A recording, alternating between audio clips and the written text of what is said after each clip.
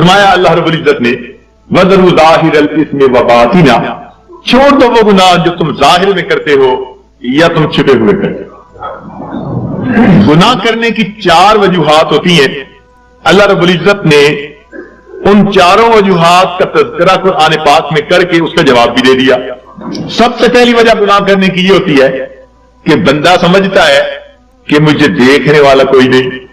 سب سے پہلی وجہ مجھے دیکھنے والا کوئی نہیں، اور اگر اس یہ پتہ ہو نا کہ چھوٹا بچہ بھی دیکھ رہا ہے تو گناہوں سے بچے گا۔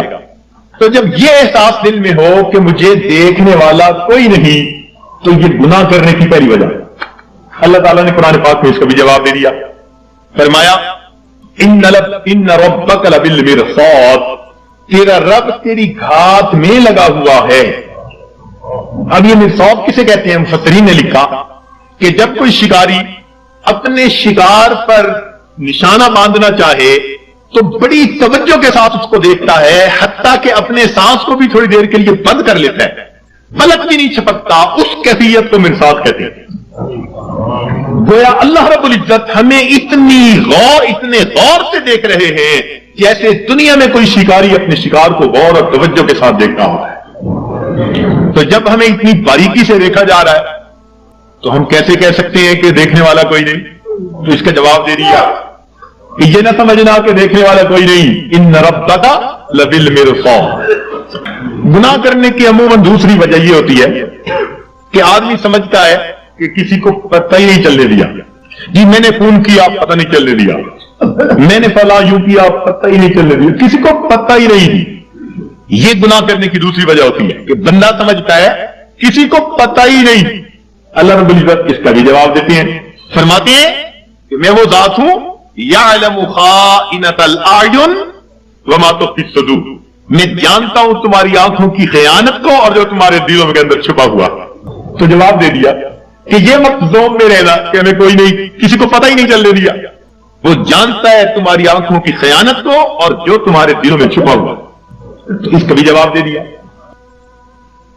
گناہ کرنے کی عام طور پر تیسری وجہ یہ ہوتی ہے کہ بندہ سمجھتا ہے کہ میرے پاس کوئی نہیں تھا، میں اکیلا تھا، جس کا تھا ڈر وہ نہیں ہے گھر، اب جو جائے کر مقولہ بنا ہوا ہے۔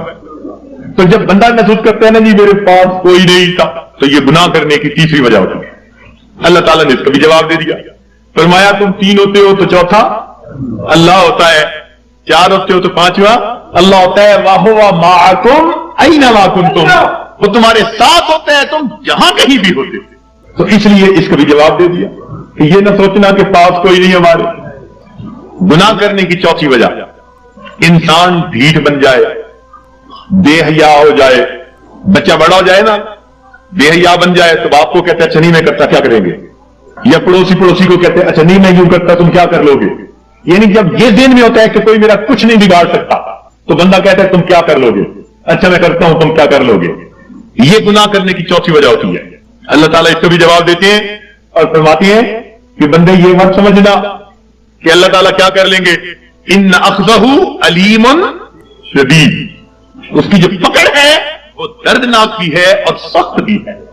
وَيُوثِقُ وَثَاقَهُ أَحَدٌ، ایسے باندھتا ہے کہ ایسا دنیا میں کوئی باندھ نہیں سکتا۔ ایک جگہ فرمایا انی اعذبہ عذاب لا اعذبہ احدا من العالمین، میں ایسا جو ہے عذاب دوں گا کہ جہانوں میں ایسا عذاب کوئی دوسرا دے نہیں سکتا۔ جب قومیں نافرمانی کرتی ہیں فرمایا فصب علیہم ربک صوت عذاب، اس کا کوڑا آتا ہے عذاب کا۔ تو فرمایا یہ مت سوچنا کہ کوئی کیا کر لے گا، حیثیت ہی کیا۔ تو چاروں وجوہات کا جواب دے دیا تاکہ بندے گناہوں کو چھوڑ کر نیکی کی زندگی کو اختیار کریں۔ اور گناہ پر اللہ تعالیٰ قیامت کے دن 4 ہی گواہ متعین فرمائیں گے۔ 4 گواہ قیامت کے دن پیش کیے جائیں گے۔ سب سے پہلا گواہ اس بندے کے کندھوں کے اوپر جو کرامن کاتبین ہوتے ہیں وہ سب سے پہلے گواہ ہوں۔ ان علیکم لحافظین کرامن کاتبین یعلمون ما تفعلون، فرشتے گواہی دیں گے رب کریم ہم نے اس کو یہ گناہ کرتے دیکھا، یہ گناہ کرتے دیکھا، یہ گناہ کرتے دیکھا۔ یہ سب سے پہلی گواہی ہوگی معصوم فرشتوں کی گواہی۔ پھر دوسری گواہی اس کے نام اعمال کو پیش کیا جائے گا۔ ववुदिअल किताब फतरल मुजरिमीन मुशफिकीन मिम्मा फी। फिर गुनहगार बंदा, मुजरिम बंदा जब देखेगा नामे अमाल को तो अब डरेगा, घबराएगा। क्या कहेंगे? व यक़ूलून या वैलतना मा लिहाज़ल किताब, हाय हमारी कमबख्ती, ये कैसी किताब है, ला युगादिरु सगीरतन वला कबीरतन इल्ला अहसाहा ववजदू मा अमिलू हाज़िरा वला यज़लिमु रब्बुका अहद। जो किया होगा अपने सामने हाजिर था, तेरा रब किसी पर जुल्म ज्यादती नहीं करेगा। तो ये दूसरी गवाही होगी। और तीसरी गवाही अल्लाह ताला जमीन से लेंगे। जमीन को पूछेंगे कि तू भी खबरें सुना, तेरी पीठ पर क्या होता रहा। यौमइज़िन तुहद्दिसु अखबारहा बिअन्न रब्बका औहा लहा। जमीन गवाही देगी, बताएगी कि मेरी पुष्ट पर इसने फलां जगह ये गुनाह किया, फलां जगह ये गुनाह किया, इस गुनाह के लिए चल के गया था। जमीन गवाही देगी। और चौथी गवाह वो इंसान के जिस्म के अपने आज़ा होंगे, इसके ऊपर गवाही देंगे।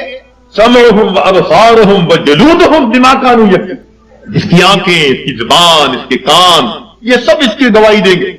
और परेशान होंगे उस वक्त लोग। वक़ालू लिजुलूदिहिम लिमा शहीदतुम अलैना। उस वक्त अपने आज़ा को ये कहेंगे कि तुमने क्यों गवाही दी, और तुम्हारी लज्जतों की खातिर ही तो हम गुनाह करते थे, तुमने क्यों गवाही दी। क़ालू अंतक़नल्लाह अल्लज़ी अंतक़ कुल्ल शै।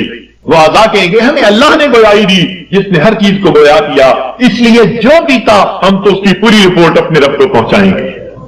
अल्लाह ताला फरमाते हैं वमा कुंतुम तस्ततिरूना, कि तुम तो पर्दा ही नहीं करते थे अपने इन आज़ा से कि ये क़यामत के दिन गवाह बनने वाले। तो कोई आदमी अपने आज़ा से पर्दा कर सकता है गुनाह करते हुए? इन्हीं से तो करना होता है।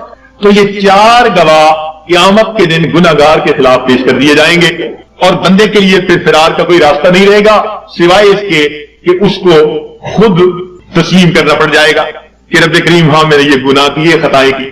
तो इसलिए आसान तरीका यह है कि हम दुनिया में ही इन गुनाहों को छोड़कर अपने रब करीम से उसकी माफी मांग ले, परवरदिगार से उसकी माफी मांग ले, ताकि अल्लाह ताला हमारे इन गुनाहों को माफ फरमा दे। देखिए हजरत इब्राहिम आज़म रहमतुल्लाह अलैह के पास एक नौजवान आया, कहने लगा हजरत गुनाह करता हूं, छोड़ नहीं सकता, डर भी लगता है अल्लाह ताला की जात से और उसकी अजाब से, तो मैं क्या करूं। तो अल्लाह वालों का दस्तूर होता है कि ये धक्के नहीं देते, ये नफरत नहीं करते, ये सीने से लगाते हैं, ये समझाते हैं, प्यार के अंदाज में, मोहब्बत के अंदाज में बात समझाते हैं। तो हजरत ने उसे कहा हाँ हाँ मैं तुझे एक तरकीब बताता हूं। वो बड़ा खुश हो गया कि हजरत मुझे तरकीब बताएं कि मैं गुनाह भी करता रहूं और अजाब से भी बच जाऊं। आपने फरमाया भाई पहली तरकीब तो यह है कि तू अगर गुनाह करता है तो अल्लाह रब्बुल इज्जत की निगाहों के सामने गुनाह करना छोड़ दे, चुप के गुनाह किया कर। कहने लगा जी मैं उसकी नजरों से छुप के गुनाह तो नहीं कर सकता।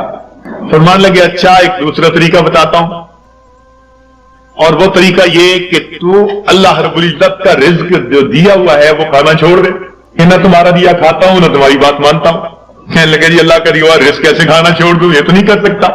फिर मैं अच्छा तीसरा तरीका बताता हूं कि तुम अल्लाह ताला के मुल्क में रहते हुए उसकी नाफरमानी करते हो, तो ये जमीन और आसमान अल्लाह का मुल्क है, उसकी मिल्क है, इससे निकल कर गुनाह कर लो।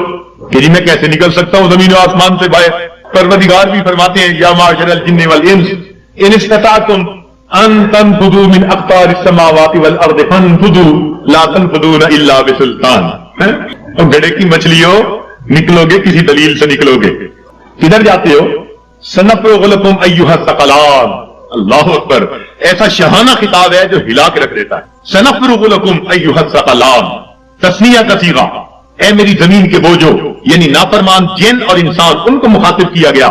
ए जिन्नों और नाफरमान इंसानों, हम अपने आप को तुम्हारे लिए फारिग कर रहे हैं, अनकरीब अपने आप को फारिग कर रहे हैं। हम तुम्हारी खबर लेते हैं, तुम्हारा पता करते हैं। जैसे मां कोई काम कर रही हो ना, बच्चे को धमकाती, कहती है मैं आती हूं, ये नहीं कि आ नहीं सकती, धमकाना मकसूद होता है। तो फरमाया ए मेरी जमीन के बोझो, हम अपने आप को अनकरीब तुम्हारे लिए फारिग कर रहे हैं, निपटेंगे तुम्हारे साथ, हमें हिसाब लेना भी आता है। वनज़अल मवाज़ीन अल-क़िस्त लियौमिल क़ियामा। तो इसलिए वो कहने लगा जी कि मैं तो नहीं जमीन व आसमान से बाहर जा सकता।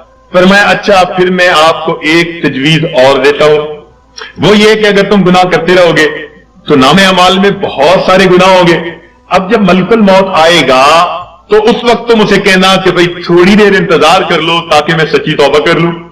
کہنے لگا حضرت اس نے تو انتظار نہیں کرنی، جس سانس میں موت آنی ہے اس سے اگلا سانس بندہ نہیں لے سکتا. اذا جاء اجلهم فلا يستأخرون ساعة ولا يستقدمون فلا يستطيعون توصية ولا الى اهلهم يرجعون. وصیت کرنے کی بھی فرصت نہیں ہوگی. اس نے کہا حضرت میں یہ نہیں کر سکتا. اور میں اچھا پھر ایک طریقہ اور بتا دیتا ہوں کہ جب تمہیں قبر میں لے جائیں گے اور منکر نکیر آئیں گے اور پوچھیں گے سوال و جواب، تو اس وقت منکر نکیر کو کہنا کہ میری قبر سے باہر نکل جاؤ. جیسے ہم نے گھروں پہ لکھوایا ہوتا ہے نا، بغیر اجازت اندر آنا منع ہے، نو ایڈمیشن وداؤٹ پرمیشن. تو تم بھی کہنا پھر بغیر اجازت کیوں آئے؟ اس نے کہا جی وہ مجھ سے پوچھ کے تھوڑا آئیں گے. پر میں اچھا پھر ایک آخری بات باقی رہ گئی، وہ تجویز بتاتا ہوں. اس نے کہا کون سی؟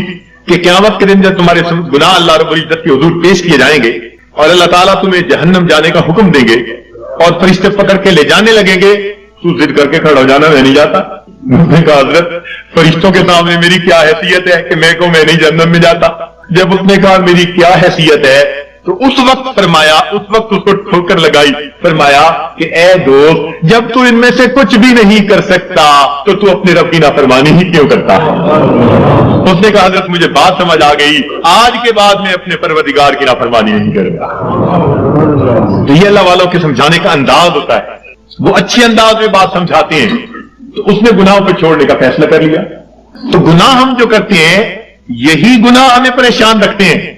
یاد رکھیے گناہوں کی وجہ سے ہی افراد مصیبتوں میں پڑتے ہیں اور قومیں مصیبتوں میں پڑتی ہیں، اور نیکی کے ذریعے اللہ رب العزت ان کو مصیبتوں سے نکالا کرتے ہیں. آج ہماری حالت تو یہ ہے کہ کام کرتے ہیں بنگیوں والے اور تنخواہ مانگتے ہیں بادشاہوں والے. یاد رکھنا مسلمان کے لیے دنیا میں دو راستے ہیں، نیکی کرے گا امام عالم، اور اگر گناہ کرے گا تو غلام عالم بنے گا.